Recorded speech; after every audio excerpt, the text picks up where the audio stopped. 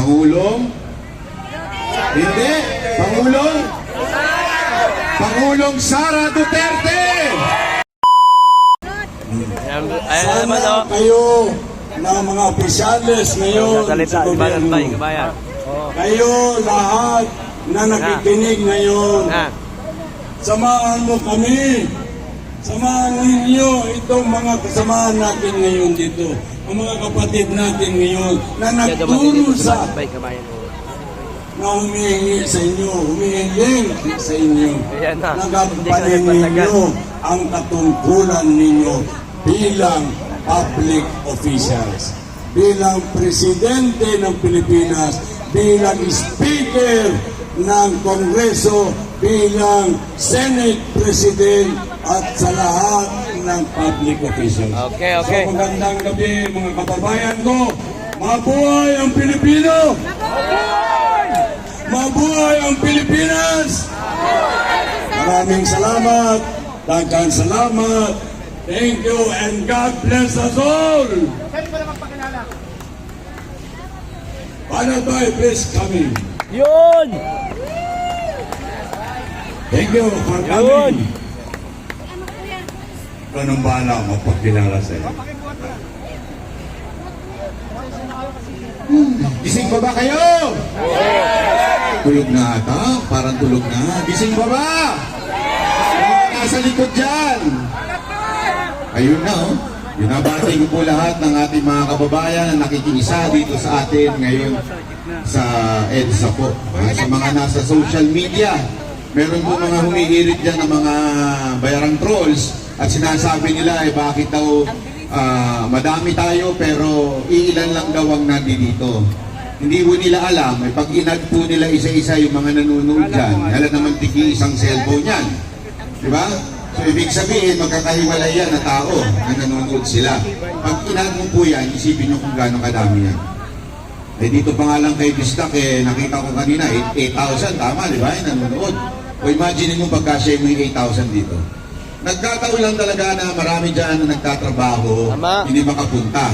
Pero itong patunay na pagkain na ito na sumusuporta, ay marami ho talaga ang sumusuporta kay Pangulong.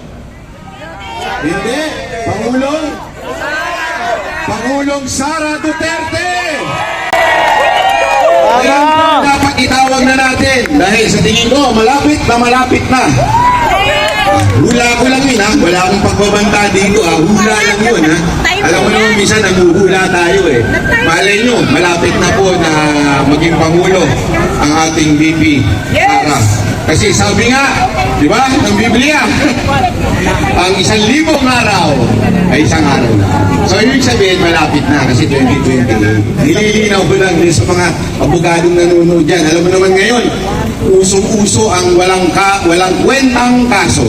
Katulad ng ginawa nila kay VP Sara Duterte na kung ano-ano, pati yung anti-terror law, alam mo, grabe po yun grabe po kasi sigurado ko marami sa atin ang sumuporta sa anti-terror bill pa lang. At kung naging batas ay tuwang-tuwa tayo dahil sana gagabi pero ginagamit ninyo sa isang matinong Vice President. Saan ba naman kayo nakakita ng bayan na ganun? Ang anti-terror law, kaya nga anti-terror para sa mga teroristang NPA. Hindi para sa Vice Presidente. Tapos gagamitin nyo? Kung hindi naman kayo mga hindot. Hindi to, di ba Yun ang anti-terror law, yun ang espiritu ng batas na yun. Para sa mga terorista. Kanino nyo ginamit? Kaaway ninyo sa Congress na si Arne Tevez. Ngayon, gagamitin nyo kay VP Sara Duterte. Dahil alam niyo pwedeng takpin. Kaya nga ako'y nananawagan sa ating mga kababayan. Tandaan po natin ito. Ito po ay nasa ilalim ng ating konstitusyon. Article 3, Bill of Rights. Karapatan natin na magsalita at magbigay ng pahayag. Karapatan natin magtipon-tipon para idaing natin ang ating mga saloobin sa gobyerno na ito. Marami nagsasabi sa inyo, huwag nyo lang gagalawin niya si VP, huwag nyo lang i-impeach yan, huwag nyo lang ikukulong yan. Magagalit ang taong bayan. Ito ang tanong ko sa mga nagsasabi ng ganyan. Aantayin niyo pa po ba? Aantayin niyo po ba na dakpin si VP Sara Duterte bago kayo lumabas? Ulitin ko. Aantayin niyo pa po ba na ikulong si VP Sara Duterte bago kayo magsalita at lumabas? So ito na yung oras na yun para kayo ay lumabas at magsalita at ipahayag ang inyong saloobin. Hindi magrebelde. Ulitin ko, hindi magrebelde dahil ayaw yan ng ating pinuno na si dating Pangulong Duterte. Wala po siya kahit kailan sinabing magrebelde sa gobyernong ito. Isa lang ang sinasabi niya, ipahayag natin ang ating saloobin na tama na, sobra na, palitan na. Kaya mga kababayan, ayun, galing si Kuya. Ayun! Gusto mo dito? Pwede naman. Yun lamang po gusto ko lang sabihin po sa ating mga kababayan kasi marami ako nakikita dyan na matatapang, sinasabi nila, ganito, huwag nyo lang gagawin yan. Ako, huwag nyo yung mga kababayan, huwag na po natin antayin yun. Ako nga, nadudurog yung puso ko pagka nakikita si VP Sara Duterte na tinatarantado ng gobyerno ko. Silang sa inyo, di ba nalulungkot? Nung isang kernel dyan, nasasaraduhan siya ng pinto. Tapos nung sinabi nila na tinulak lang daw nung commander na nagbabantay kay VP Sara Duterte, kinasuhan nila. Pag tiningnan nyo yung video, walang tinulak dun. Tinabig lang ng ganun. Kasi nga naman, nakaharang po siya. At yun po ang trabaho. Ang hindi ko maintindihan, bakit si Browner hindi ba lang pinagtanggol? Yun yung kanyang mga sundalo. Bayad! Pwede niya naman panindigan yun eh. They're just doing their job to protect the Vice President. No matter kung sino yung pulis na yun. Ang trabaho ng mga nagbabantay kay VP Sara Duterte, kahit sino pa yan, kahit nga nung panahon ni Pangulong Duterte, dahil sa sobrang sikat ni Pangulong Duterte, kahit congressman, kahit senador, kahit sino pa, hahawiin ka talaga. Kasama yun eh, hindi dahil sa hindi nagtitiwala sa'yo, pero kasama yun sa trabaho nila. Eh ngayon, hindi ko naman sa nilalang po itong kernel na ito ha. Pero kitang-kita naman natin yung ginagawa niya kay VP Sara Duterte. Itinabig lang siya ng ganitong kaperaso, kinasuhan na. Sana naman, mawalang galang na po i-chief. Ipagtanggol niyo naman yung mga tao ninyo. Ipaglaban niyo naman sila. Huwag po kayong sunod-sunuran kay Marbil. Ano to, si Marbil na ba ang presidente ngayon? O baka naman may nag-utos lang kay Marbil. Siya na ba ang presidente ngayon? Si Romualdez? Talagang masyado hong gahaman at gustong maging presidente ngayon.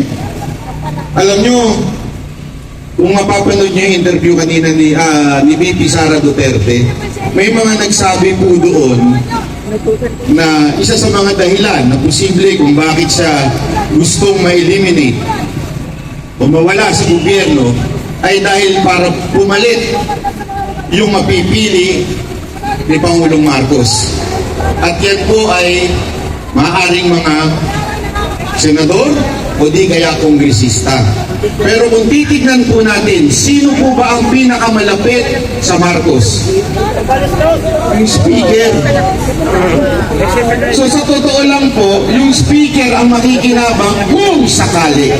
Ulitin ko, kung sakali na mawala si VP Sara Duterte, si speaker po ang maaari sa isa sa pumalit. Gusto niyo po ba yun? Kaya antayin niyo pa po ba? So, kung hindi niyo na antayin, kita niyo na po ang inyong salubin dito. Pumunta po kayo. Again, wala ho itong pataasan ng ihe, whether veterans o EDSA. Importante, magpunta kayo kung saan meron at kung saan kayo malapit. Pumunta kayo dito o kaya sa veterans. So yun lang po yun. O kung gusto niyo pumunta rin sa Congress, wala pong problema yun. Importante, makita po nila na hindi na ho tayo pumapayag sa nangyayari. Na hindi na ho tama ito. Ang amin lamang po, respeto sa batas. Yun lang yun. Respetuhin natin ang batas. Due process. Nasa Article 3 rin po yan. Due process of law. Sa bawat Pilipino may karapatan po tayo. Lalong-lalo naman siguro ang ating Vice Presidente. May due process. Yun yung due process ng COA, hindi nila sinusunod. Alam niyo ba na exclusive po ang kapangyarihan na mag-audit sa COA?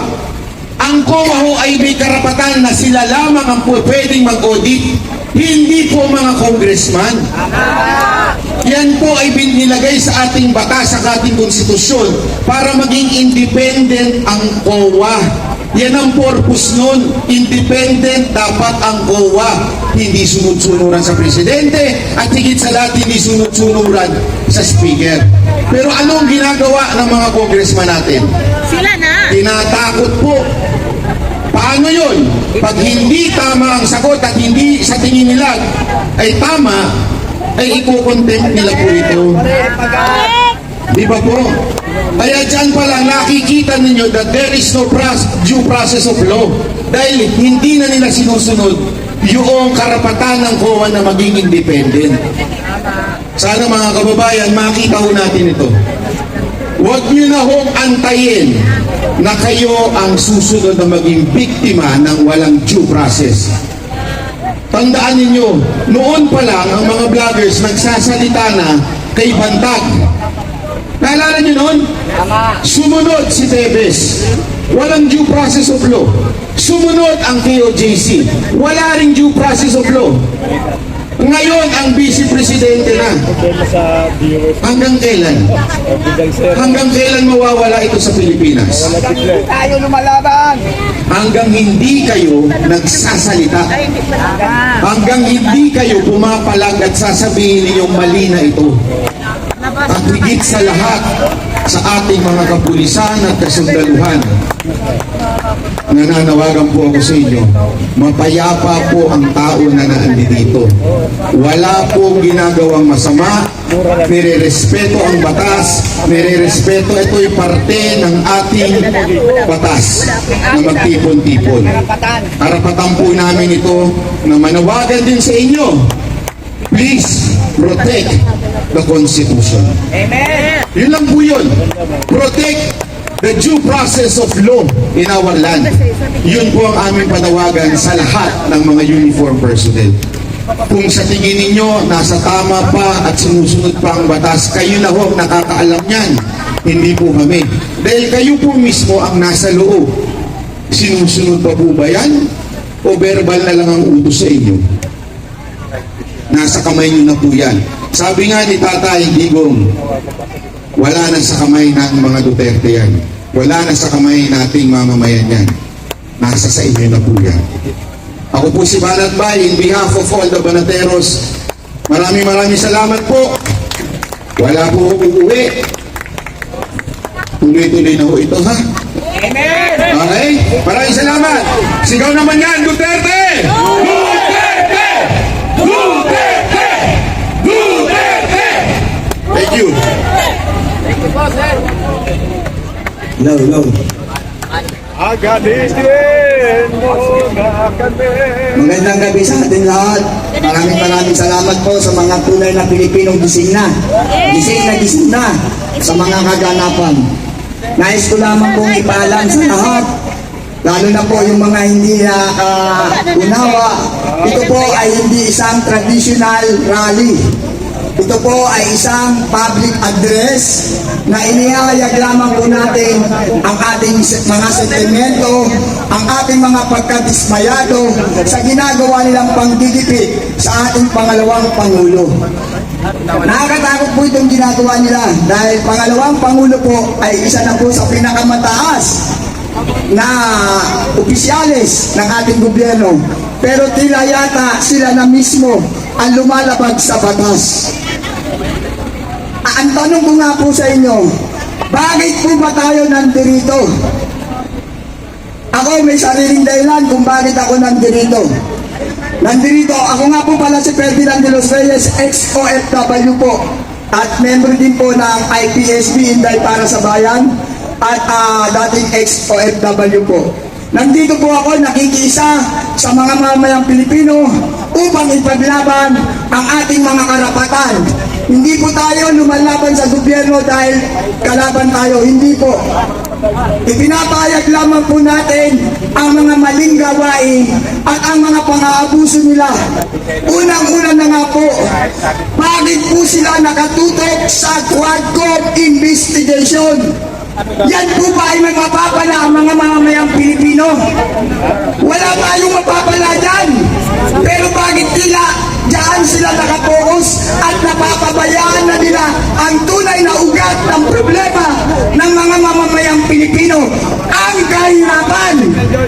Hindi na nila nabibigyan pansin. Hindi na nila pinag-aaralan kung paano bigyan tayo ng magandang buhay upang tayo kahit papano ay makaraos. Andyan ang pagtaas ng kuryente, ang pagtaas ng tubig, ang pagtaas ng mga bilhin. Unti-unti na po tayong lumualangoy sa kumunoy ng kahirapan. Akala natin tunay na pagbabago. Akala natin sama-sama tayong babangon muli. Pero bakit tila tayo bumabaon sa kumunoy ng kahirapan? Kaya ako may panawagan sa gobyernong ito. Dati po akong Marcos loyalist. Dati po akong founder ng Caloocan na sumuporta, tumulong sa inyo para magkaroon ng tunay na pagbabago. Pero ito ay isang malinaw na panggagago. Isipin nyo naman, sinabi na, nung si pangalawang Pangulong Sara Duterte ay nagkaroon ng hiwa sa leeg. Wala man lang nag-imbestiga sa inyo. Wala man lang nagmalasakit. Pangalawang Pangulo, ano ang nangyari sa leeg mo? Meron ba kayong narinig ng mga senador, congressman upang alamanin kung ano ang nangyari sa ating pangalawang Pangulo na kung sakali mang incompetent ang Pangulo, ito po ang may karapatan as per Constitution na papalit sa ating Pangulo. Kaya dapat din pong ingatan ang buhay ng ating pangalawang Pangulo.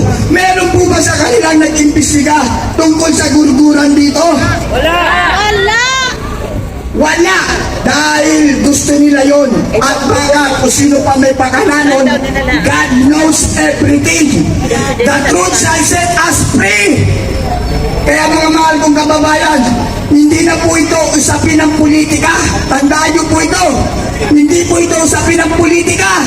Usapin na po ito ng sitwasyon ng ating buhay. Buhay ng mamamayan at bayan ang pinag-uusapan. At dahil nga po sa sobrang pagmamahal natin sa mga Duterte, dahil sa mga Duterte natin karamdaman at naranasan ang tunay na kapayapaan, ipinagtatanggol natin sila. Dahil sila po ang tunay na nagmamalasakit sa ating bayan.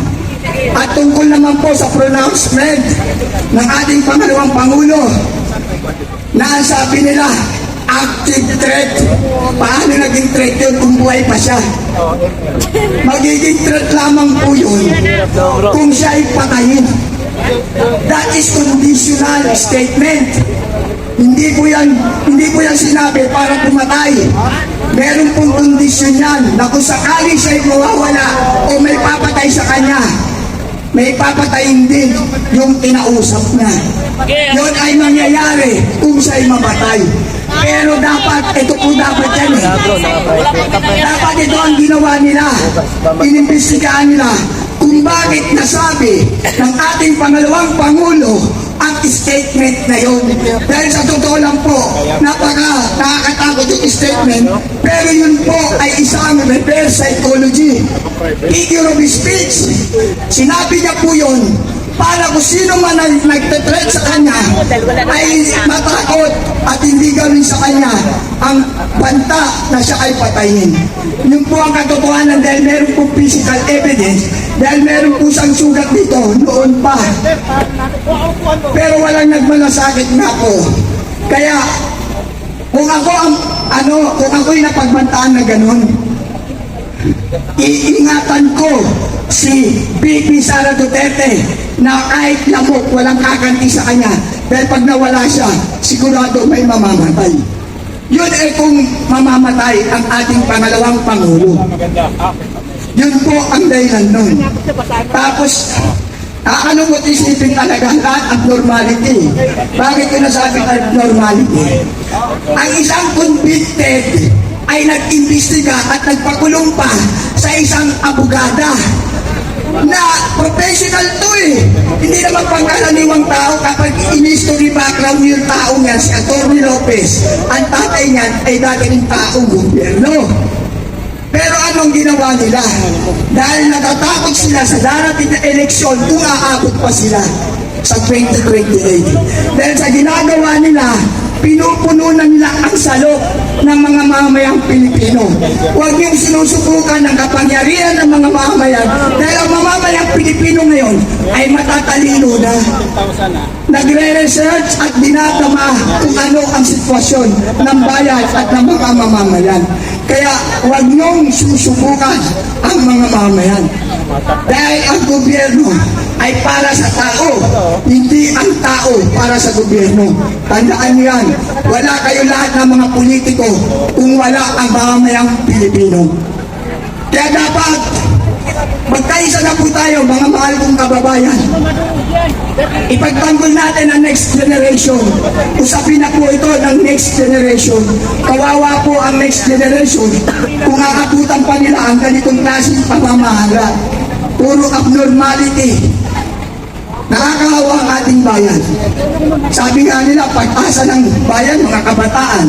Pero nakikita ko parang mga nasa middle class na ang mga nandito. Nasaan ang ating mga kabataan? Kaya yan po ay isang malaking kaanuhan. Kaya imposible yan sa ating mamamayan na sana po magkaisa tayo. Maraming salamat din po sa mga OFW na patuloy na nagbibigay ng tulong pagkain, tubig. Nakita niyo po, yan po ang pagpapatunay na ang mga taong nandito ay hindi mga bayaran. Dahil umakasa lamang po kami sa mga assistance ng mga taong may puso para sa bayan at mamayan. Umiiyak na din po ang ating mga OFW sa labas ng bansa dahil ang mga pamilya nila ay nasa Pilipinas at natatakot sila sa biglang paglaganap uli ng droga sa ating bansa. Nag-aalala din sila, nag-aalala sa kanilang mga anak na napapariwara na dahil sa nawala na ang peace and order sa ating bansa. Napaka-importante po ng peace and order.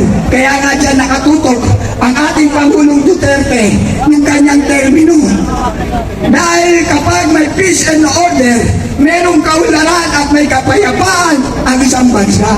Kaya dyan po tumutok ang ating mahal na Pangulong Duterte. At maraming salamat nga po pala sa dating Pangulong Duterte.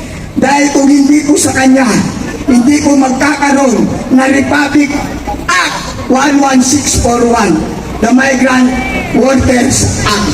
Nagkaroon na po ng sariling kagawaran o departamento ang mga OFW, ang Department of Migrant Workers. Si Pangulong Duterte po, bago siya bumaba, ipinagkaloob niya po yan sa amin. Kami pong mga OFW ang humihingan, kaya nangako siya. At kung bago siya bumaba, ipinagkaloob niya po ang Department of Migrant Workers na supposed to be inaprubahan ng ating Pangulo. Department of Overseas Filipino Border, binago lang ng mga buhakoy, ginawang Department of Migrant Workers. Pero nagpapasalamat pa rin kami. Kahit Department of Migrant Workers na hindi po kami mga migrant, kami po ay mga OFW. At kami po ang humihingan. Salamat po, Pangulong Duterte. Kayo po ang nagbigay sa amin yan. At nagpapasalamat din po ang buong OFW sector na bago kayo bumaba, ibinigay din sa amin ang aming pangarap na pagkaroon ng sariling kagawaran. Dahil nandiyan po nakapaloob ang one-stop shop. Hindi na po usahan-saan pa. Pero malaki rin po ang problema ngayon. Malaki po ang problema pa rin ngayon ng DFW. Dahil nga po, hindi mawawala ang mga buhaboy talaga. Kaya nga po dapat, magkaisa tayo. Ang Pangulong Sara Duterte ang dapat nang maging Pangulo. Dahil siya lamang po ang may karapatan at may pagmamahal at pagmamalasait sa ating bansa. Wala sa kanyang ate-ate. Nakita nyo naman, napakasimpleng Vice President. Kinakausap kahit sino. Walang appointment. Kausapin mo yan. Kakausapin nga yan. Ibig sabihin, may puso para maglingkod sa ating mga mamamayang Pilipino. Maraming salamat po. Suportahan natin ang ating pangalawang Pangulo. Walang iwanan. Maraming salamat po. God bless us all. Mabuhay tayong mga gising na Pilipino. Thank you, Lord. Oh, wala magpalakpak. Maraming salamat, God, kababayan. Narinig ninyo yung lahat ng nasabi para sa lahat ng kabutihan ng taong bayan. Kaya magsama-sama tayo muli, hindi sa pabangon tayo muli, magsama-sama tayo muli na mapalitan natin ang panggobyerno ngayon. Pwede ba magsama-sama tayo muli? Hindi na sa panahon sa eleksyon ngayon na magsama tayo. Ngayon na magsama-sama tayo para sa kaunlaran ng bawat Pilipino. Ngayon, mga kapatid, mga kababayan, meron akong ipabati sa inyo, ipabadama sa inyo sa isang grupo na nagbigay ng pagkain, tubig, at saka napunta lang dito para ibigay ang gusto niya na ipadama sa ating mga kababayan. Itong mensahe nito galing sa isang OFW sa United Kingdom. Yung maisog na isang laborer doon sa isang bansa. Groups ng UK. Groups ng UK. Groups. Okay, sorry. I am being corrected and I stand to be corrected. Yes, okay. Stand corrected. Okay. Grupo ng mga OFW ng Maiso, UK. Okay? Correct. Maraming salamat. And let me read this statement. English lang naman ito. Pero, kayo nang bahala. Siguro, wala namang Pilipino na bobo. Kagaya ng nandun sa taas. A message to the President of the Philippines. A cry for justice, compassion, and change. Mr. President, we overseas Filipinos in the United Kingdom write to you with heavy hearts.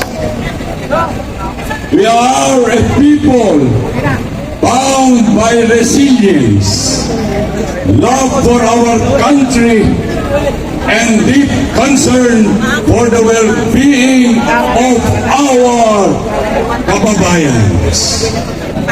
Sila nandun sa ibang bansa, pero nandito pa yun ang pagmamahal nila sa ating mga kababayan, sa ating mga kapatid Pilipino. While we work tirelessly abroad, contributing significantly to the economy and sending remittances that uplift millions of Filipinos, we feel a growing sense of betrayal. Betrayal daw sila. Nabati nila, nararamdaman nila ang pagkatraidor ng panggobyerno nito. Despite na maraming pera, maraming dolyar ang pinapadala rito sa kaban ng ating panggobyerno. Sa kahirapan ngayon, kaya sila sumusulat sa ating minamahal na presidente.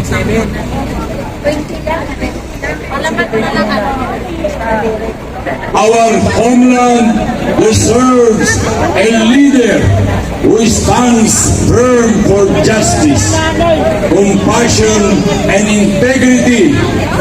Values we feel are being neglected under your administration. Values daw. Isa na doon yung moral values. At higit sa lahat, yung spiritual values. Dahil sa nakikita natin, nababati natin, nadadama natin, wala yatang Panginoon Diyos ang administrasyon nito. Sa kalaman ng kababayan natin, mga kapatid, mga kababayan, ang partido ng presidente na siya ang national chairman ay Partido Federal ng Pilipinas. Ang prinsipyo ng partido na siya ang namumuno, isa dyan sa iyong prinsipyo ang makadiyos. Ang pangalawa, makatao. Ang pangatlo, makabayan. Ang pang-apat, sense of patriotism. Direct democracy. Kailangan may partisipasyon ang taong bayan sa ikaunlad ng ating bansa. Kung may desisyon ang gagawin ng public officials, kailangan ang majority decision must come from the majority numbers of Filipinos. Kaya mga kapatid ko, sa'yo nasasaad sa Constitution, sa partido ni Bongbong, nandun lahat sana ang dapat at karapat-dapat na gampanin niya bilang presidente, bilang national chairman sa partido nila, na dapat makadiyos, dapat makatao, makabayan, makademokrasya. Isa-isahin natin mga kapatid ko, ang tanong ngayon, nasaan ang makadiyos sa kasulukuyang administrasyon ngayon? Meron ba? Wala? Wala. O isigaw natin, wala! Meron ba yung tinatawag nila sa partido nila ng makatao? Na kung nagsasabi ka ng totoo, ipakukulong ka pa? Na yung pera ng taong bayan, kung makatao sila, na ibibigay ba, na ibabalik ba sa kanila? Nasaan? Wala. Puro wala. Pero nasa atin ang Ginoo, makatao, makabayan. Nasa atin ang pagdesisyon ngayon, mga kababayan, na ipatupad natin yung katungkulan ng bawat mamamayan, bawat Pilipino, na para tayo mabuhay ng may kapayapaan at kaunlaran. Nasa atin ngayon ang desisyon. Wala sa kanila, mga kapatid ko. Tayo ang dapat karapat-dapat na mag-umpisa. So we have to consolidate all our efforts, time, and resources para magampanan natin yung responsibilidad ng kapwa nating mamamayan. Let us call all public officials to come down now to join us with our crusade, na which is very noble. Dahil ito po ay makadiyos, makatao, makabayan, makademokrasya.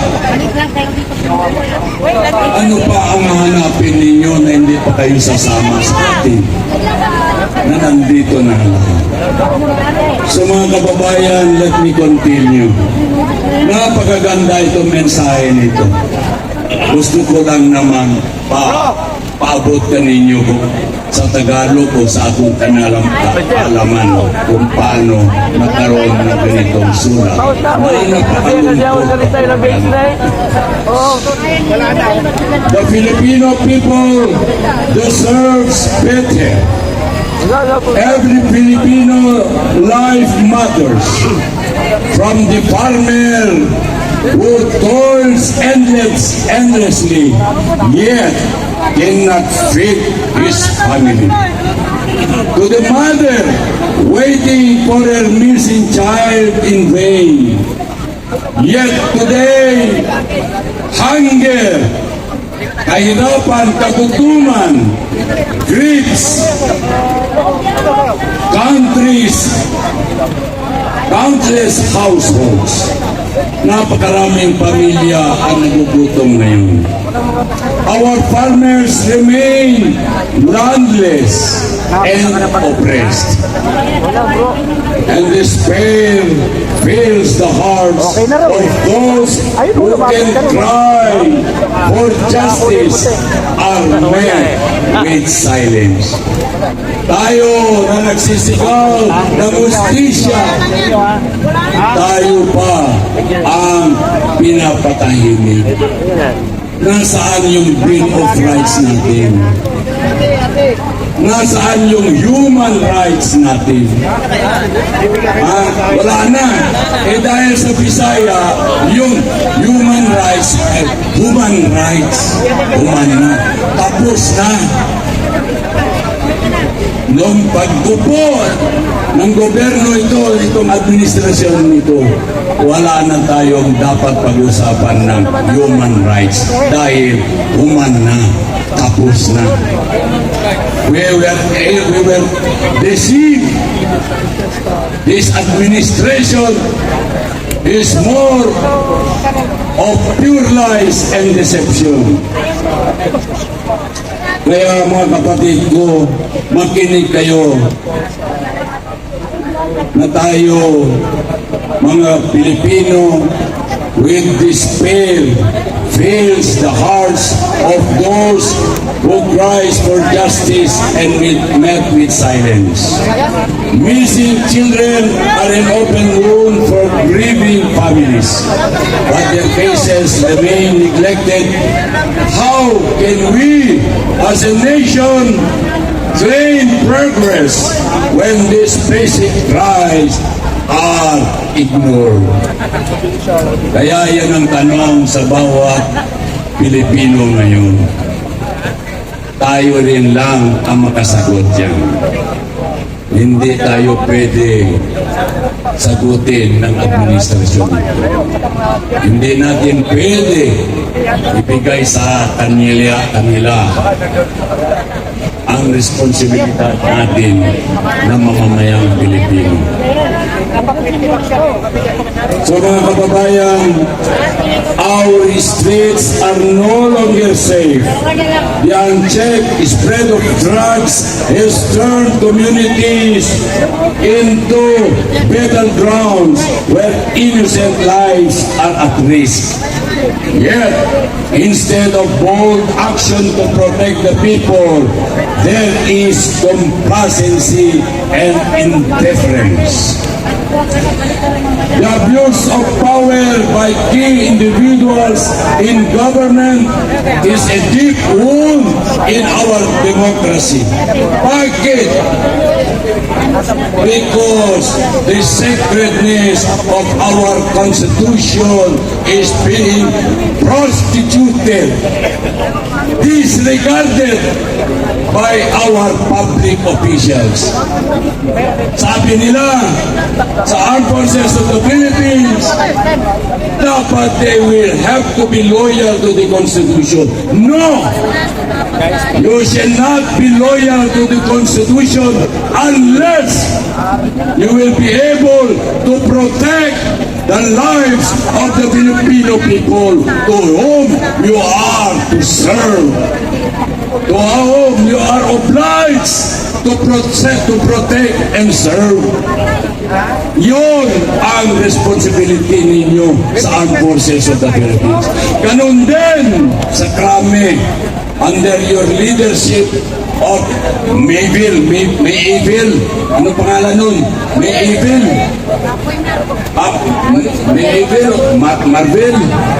Marville pala, anak ko Mayville sa Krame. Pasensya ka na lang. Ako, naging pulis naman ako. Hindi naman yata kaya dapat yung mga kilos ng pulis ng ganyan na sobra ang pagka-blind loyalty.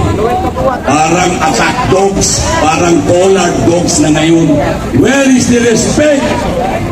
Where is the integrity of the institution sa kapulisan? Sa mga pulis, sa mga uniform man, sa sundalo, nasaan na ngayon?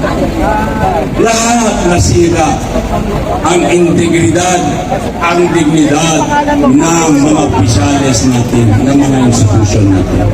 Hindi dapat yan in a democratic country like the Philippines. So let me continue, my brothers and sisters. The abuse of power by key individuals in government is a deep wound in our democracy. The House Speaker use of public funds. The House of Speaker use of public funds to attack the sitting Vice President is an affront to every Filipino who pays taxes, enormous taxes, with the hope of nation building, not demolition of political opponents. Yun ang nangyayari ngayon sa ating minamahal na Vice President Inday Sara Duterte. Kaya nasa inyong kamay na ngayon ang pagdesisyon, ang pagbabago, ang pagpasigaw ngayon na hindi karapat-dapat ang ginagawa ng Speaker ng Congress. Lalo lang ngayon na lahat ng nandun ngayon para naman yung may sakit na pumapalakpak na wala naman dapat ipapalakpak. Tumatayo na hindi naman hindi robot yata yun. Ano yun? Mga kababayan, let me continue. Filipino who pays taxes with the hope of nation building, not demolition of political opponents. It is deeply troubling that the First Lady, ito ngayon, yung First Lady, an unelected figure, yung First Lady, unelected figure, wields influence that seems to overshadow her husband, the President. Kita mo, mas malakas pa, mas malaking power pa ang First Lady kaysa Presidente. Nakikialam siya, mga kapatid niya, nakikialam.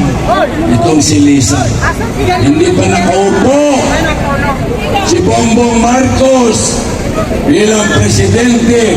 Nag-una-una na yung kapatid ni Lisa nag-ismagog ng bigas. Ganun ang katindi.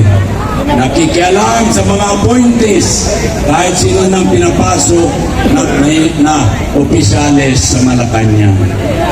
Yung lahat mga kalyado, mga pakakamag-anak, at saka yung kasamaan niya sa Young Law Firm. Kaya umalis si Atty.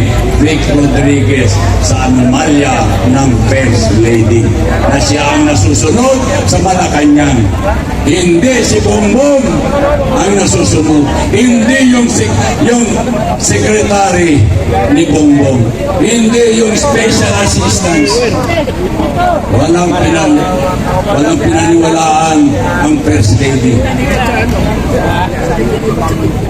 Kung hindi, sarili lang.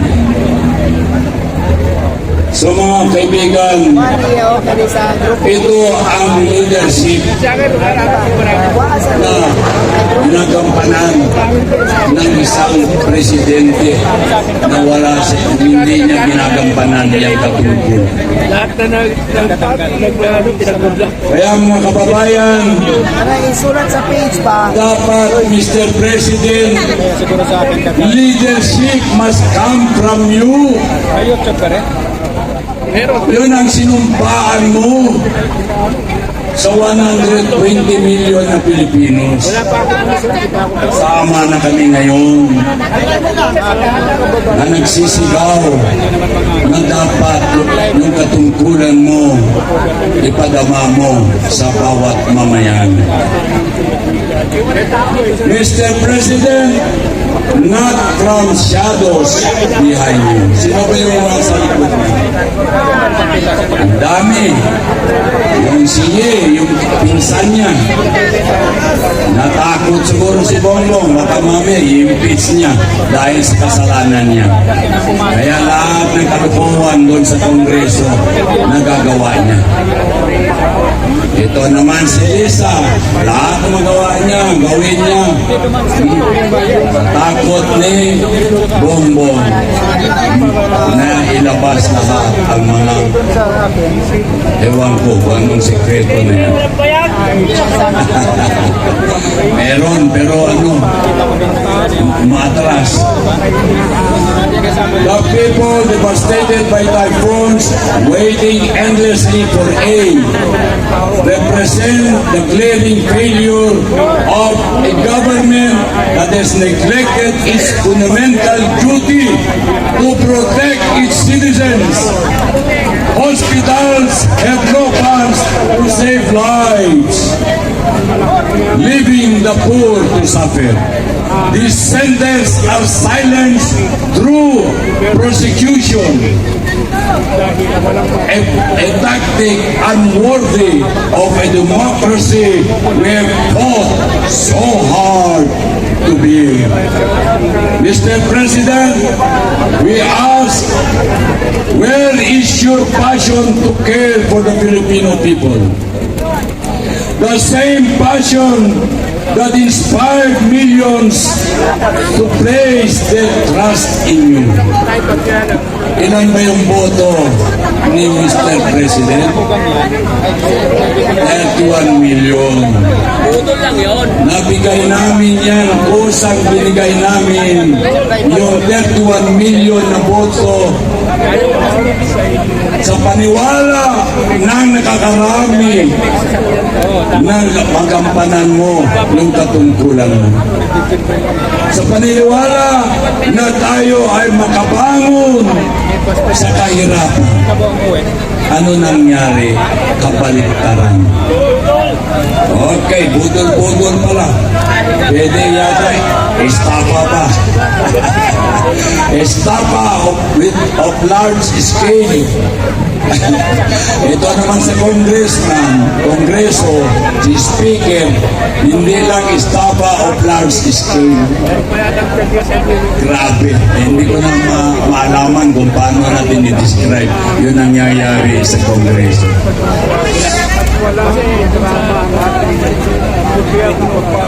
If it is gone, if you no longer possess the will to fight for our people, then we must say this plainly, step aside. Balikan natin ito, napakaganda ito, pagka-phrase nito. Mr. President, we ask, where is your passion to care for the Filipino people?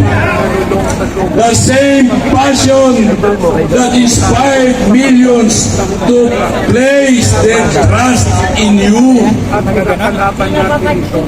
If it is gone, if it cannot be fulfilled, if it cannot be complied, then and only then, Mr. President, the Filipino people cannot endure your leadership without vision, without heart, walang puso, walang action. So, we ask, we seek, we plead, Mr. President, to set your self-aggrandizement, to step down, to